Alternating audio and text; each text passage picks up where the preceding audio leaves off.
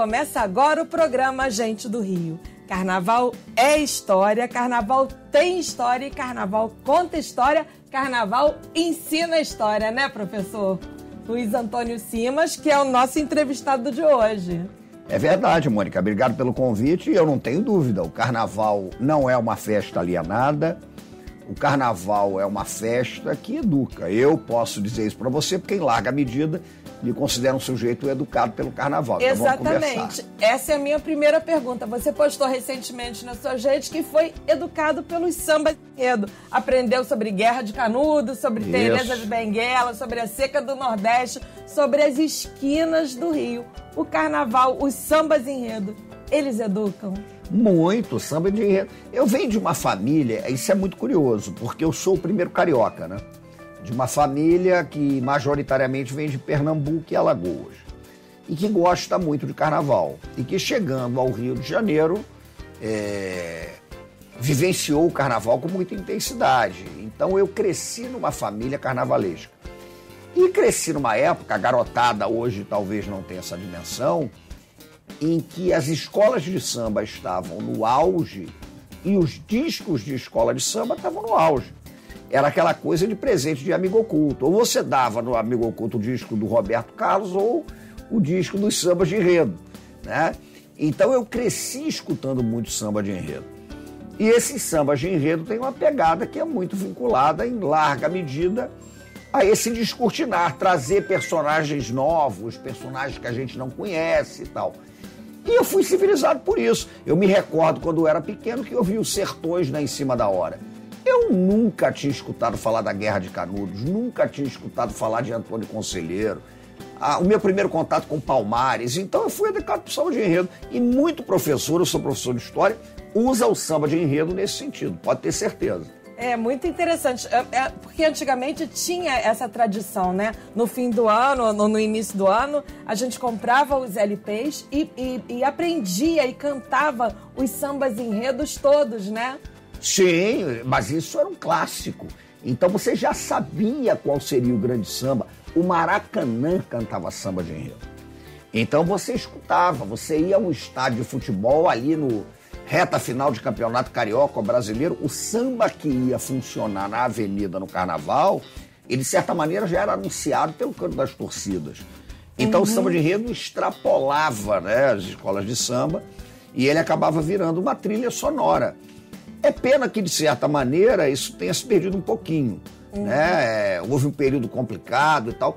Esse ano a gente está aí com a suspeita de que um samba de enredo furou essa bolha, que é o Caju da Mocidade Independente. Pois é, isso que eu ia te perguntar. Vamos torcer. Vai ser o verão do Caju, nós vamos ter o verão do Caju. Eu espero. Se tiver o verão do Caju, eu vou achar ótimo, porque o samba de enredo, ele era um gênero característico do carnaval, mas que transcendia o carnaval e acabava se transformando num gênero da música popular brasileira. Então, não ficava na chamada bolha, né, que é uma expressão da moda e tal, com as redes sociais a gente fala muito de bolha. Então você escutava samba de enredo o tempo todo, você escutava no táxi, você escutava na rádio, você escutava no programa do Chacrinha, você escutava no Maracanã, você já sabia disso. Num certo momento, por uma série de questões, enfim,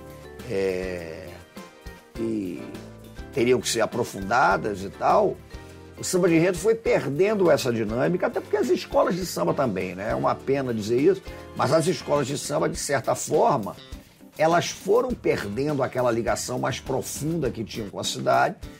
Acho até que hoje essa tendência está sendo um pouquinho revertida, fico feliz, mas tinha muito isso. E o samba de enredo virou uma música de aficionado do carnaval. Esse enredo do Caju, ele é um enredo que flerta muito com a história da Mocidade Independente, com a história da antropofagia brasileira, do movimento modernista, cita Socorro, a Tropicália, aquele negócio todo, mas de uma maneira jocosa, de uma maneira mais tropical. Então é adequado àquele tipo de proposta, né? Agora, você tem, por exemplo, uma escola como Salgueiro, que está apresentando um enredo esse ano, Rutucara, sobre os Yanomami. É isso que eu ia perguntar. O que as crianças, os adultos vão aprender com os enredos desse ano? Isso que eu ia falar do Salgueiro, por exemplo. o da Tuiuti, que é o... João Cândido, do Almirante Negro. João Cândido, do Almirante Negro. Eu gosto muito da diversidade, da pluralidade de enredos. Até porque acho que o Carnaval das Escolas de Samba, ele comporta isso tudo. Então você pode ter enredos mais engajados, enredos mais explicitamente, digamos, militantes, digo isso num bom sentido. Agora você pode ter enredos mais soltos, né? Enredos mais festivos, enredos mais ligados a folguedos. Esse enredo da Mocidade, que aparentemente é um enredo descompromissado, meio sacana, mas ele é um enredo que tem um engajamento com o tropicalismo, a antropofagia, a literatura brasileira, tem essa coisa toda. E tudo isso, a rigor, amplia, esse é o detalhe que eu acho, a palavra correta é essa, eu acho, amplia o teu repertório.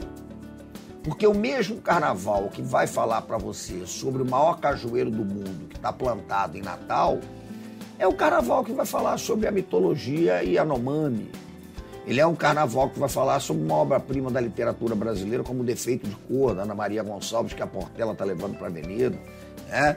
Ele é um carnaval que vai falar sobre a religiosidade dos voduns da cultura afro-brasileira, que é o caso do enredo da Viradouro. Né? Vai falar do Lunário Perpétuo, que eu acho um enredo fascinante, o enredo da Pôr da Pedra. Então tem essa diversidade. E isso amplia o teu leque. Nesse sentido, você tem um manancial para trabalhar pedagogicamente. Você imagine um professor de história, um professor de sociologia, isso aí é um manancial. Então, de repente, eu tenho que trabalhar o que? A mitologia indígena, a cosmogonia indígena e não sei o que e tal, a sociologia, questões gravíssimas ligadas ao garimpo, a questão da terra no Brasil e tal. O enredo do Salgueiro, ele atravessa todas essas questões. E o samba também faz isso.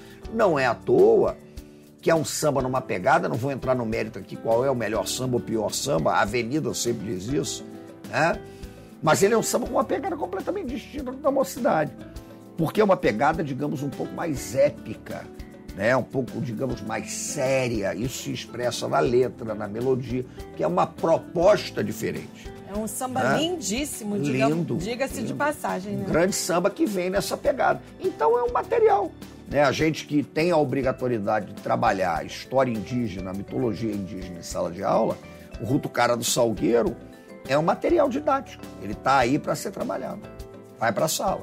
O samba da Tuiuti do Moacir Luz também é uma obra-prima também, claro, né? E fala de um personagem. A gente costuma muito em história trabalhar com a ideia de que a gente precisa escovar a história do Brasil a contrapelo. Não é para ficar falando da história oficial, né? Aquela história das grandes efemérides ou dos grandes personagens lendários e etc. Não, o João Cândido é fundamental. Então, quando você tem um enredo, ele já foi enredo da União da Ilha do Governador e tal, homenageia o Aldir Blanc, grande compositor que nos deixou na pandemia e tal, né? Citando o samba do Aldir e do João, Mestre Sala dos Mares, e traz isso, é samba de sala de aula também. É aquele que vai ter que dar uma aula sobre a revolta da Chibata, vou fazer o quê? Vou com o Tuiuti para a sala de aula. Nós aqui da Band vamos transmitir, como já transmitimos no ano passado, o desfile da série Ouro. Sim. E nós fazemos questão de transmitir desde o início. Nós transmitimos o Esquenta. Fundamental. O Esquenta é a grande emoção do desfile. Eu acho. Tanto que eu sempre preferi ver a escola largando. É um transe aquilo ali? Porque ali você sente o que vai acontecer em larga medida. O Esquenta é aquele momento que você vê se encaixou. Né? Quando você sente a escola no Esquenta, você percebe, o negócio vai ficar sério. O negócio vai ser bravo. O bicho vai pegar. É evidente que você pode ter problemas no decorrer do desfile. Eventualmente quebra um carro, tem um problema de harmonia, mas o Esquenta é bonito. E o Esquenta ainda tem uma coisa que me fascina muito. De certa maneira, o Esquenta é aquele momento em que a escola se reencontra com o seu passado, com a sua ancestralidade. Então a escola evoca os sambas antigos, né? Canta um samba para esquentar os componentes. Em geral é um samba marcante na história da escola. Isso é muito bonito. Então eu gosto muito. Perder o Esquenta, eu acho que é uma loucura. Então eu gosto desse tipo de coisa.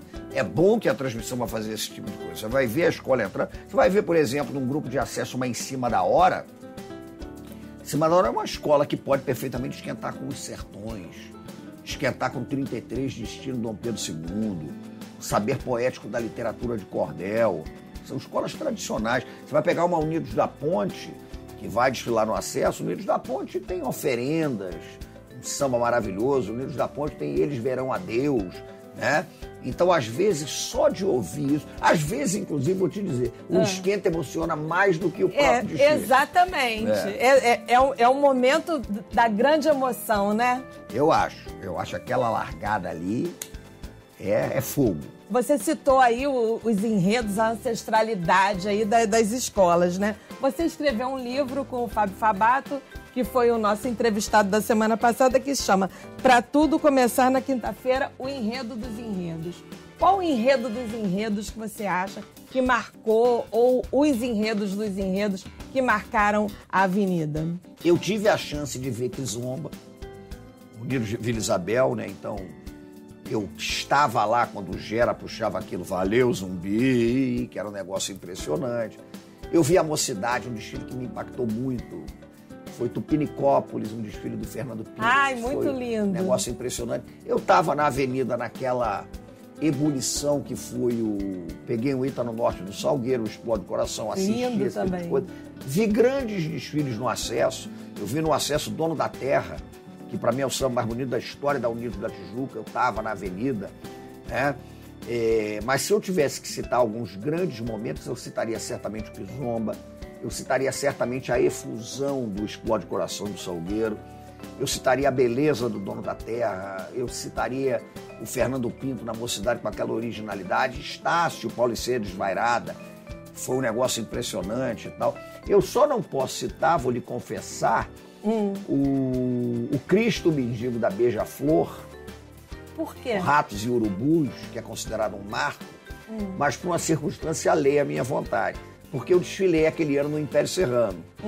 E o Império Serrano, que veio com o enredo sobre Jorge Amado, entrou logo depois da Beija-Flor.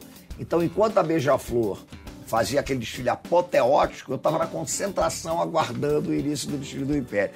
Isso aí é fogo, porque eu vou há 40 anos em desfile desde garoto. O pessoal pergunta, aí o Ratos e Urubus? Eu falei, esse por acaso eu não vi. Mas nem tudo a gente precisa ver, né? Lógico, é lógico. Eu intuí. Daqui a pouco eu volto para continuar conversando com o professor Luiz Antônio Simas sobre histórias do carnaval. Fique com a gente.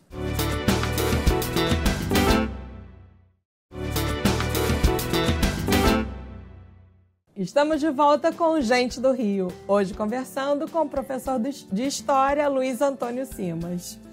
Professor Simas, vamos falar agora do nosso carnaval do subúrbio. Bate-bola, Deus me livre, tenho pavor.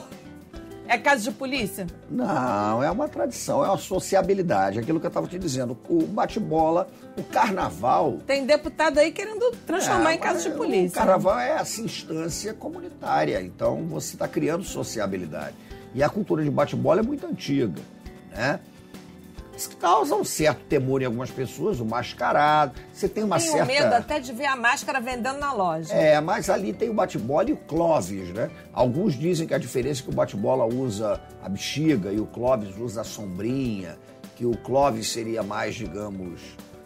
brincalhão, o bate-bola seria um pouco mais agressivo. Eu tenho medo do bate-bola, do Clóvis, do Carrasco, do Macaco. Mas é medo de infância, eu também tinha. Tinha? Muita. Eu via aqueles bate-bolas vindo com aquela bexiga e dando aquele cacete no chão, assustava.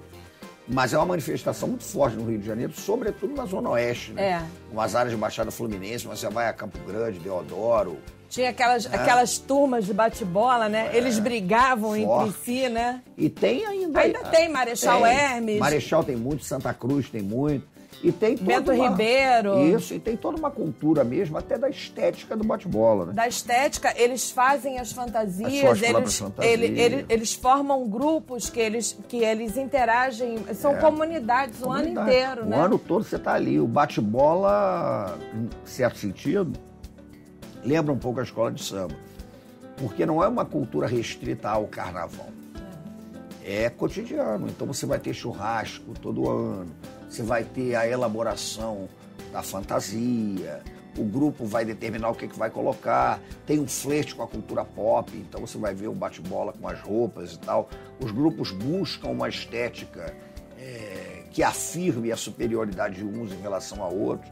É uma manifestação do carnaval da maior relevância. É uma coisa que a Zona Sul nunca vai saber o que é. É verdade, Zona Sul é difícil você imaginar bate-bola. Bate-bola é um fenômeno Zona Oeste, alguns bairros do subúrbio, alguma coisa de Baixada Fluminense. Agora, o coração dos bate-bola é a Zona Oeste. E os coretos? Você andou dando aula em coretos, né? Dando aula em coretos. E é bom porque o carnaval, a história do carnaval do Rio de Janeiro está muito ligada à história do coreto, aos bailes em coreto. E você não tinha praça suburbana que não tivesse o seu coreto. Então você tinha baile de carnaval no coreto de Quintino, baile de carnaval no coreto de Vigário Geral, baile de carnaval no coreto do Meia, baile de carnaval no coreto de Sepetiba. Meu padrinho fazia um coreto em Bangu, Pau Puro de Sebastião Moreira. Pau Puro, olha que nome fabuloso. Isso é impressionante. Então, essa cultura do baile, da praça, dos coretos, isso é uma marca do Carnaval do Rio de Janeiro. Porque o Carnaval do Rio de Janeiro, e eu acho que ele devia ser repensado nesse sentido, ele era um carnaval bem descentralizado. Então você não precisava, você na sua praça, na sua esquina, na sua comunidade, você tinha o seu carnaval. Não precisava ir para o Sambódromo. Exato. E esses mega blocos de nem coisa milhões nenhuma. de pessoas. Né? E faz parte, a gente sabe que o carnaval é dinâmico e tal. Mas a recuperação dos coretos, não só para o carnaval, mas o coreto como um espaço de sociabilidade suburbana do Rio de Janeiro, né? Eu acho que é muito importante.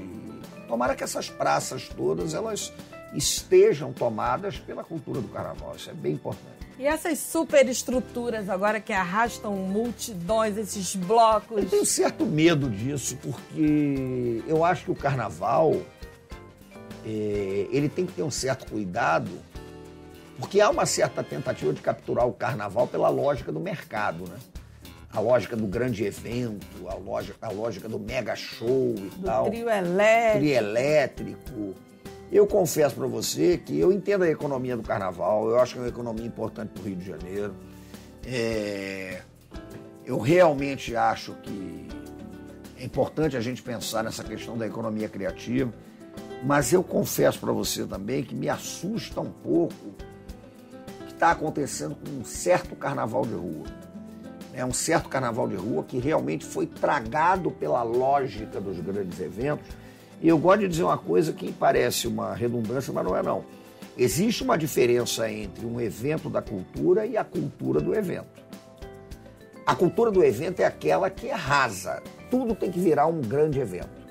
Então tudo é mensurado pela grana, tudo é mensurado pela marca, um grande evento.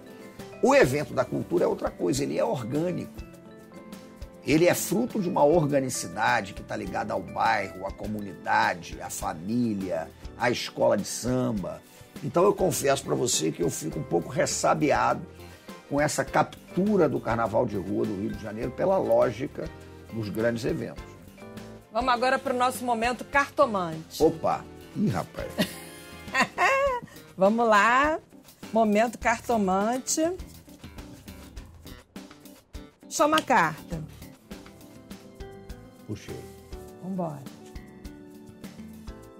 Fala sério, bicho. O que é fala sério, bicho no Rio de Janeiro? Fala sério, Fala bicho. sério, bicho. Eu acho que é aquela coisa que quando o cara tá te contando uma história extraordinária, você sabe que é verdade. Então, fala sério, bicho, é quase uma afirmação de que é verdade. Passei por um perrengue que aconteceu isso. Fala sério, bicho, pelo amor de Deus. Então, fala sério, bicho, muitas vezes, é você afirmando que o cara já está falando sério. Né? Mas é uma interjeição de espanto diante de uma história que está sendo contada para você. Pode tirar outra.